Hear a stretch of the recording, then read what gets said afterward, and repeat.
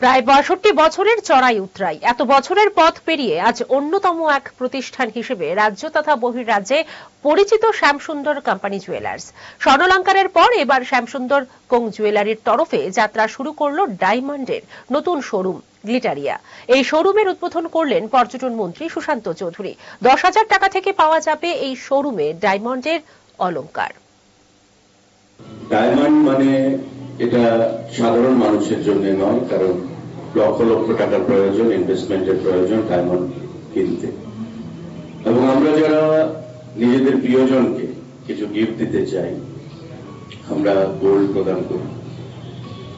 যারা একটু অ্যাফোর্ড করতে পারে তারা ডায়মন্ড প্রদান করে।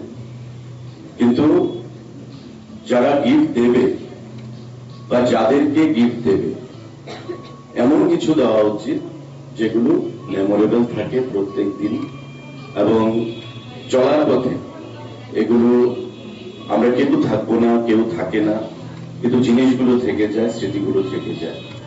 সেই স্মৃতি হিসাবে যেন আমাদের মধ্যে থেকে যায় একটা আগামী দিনগুলোতে।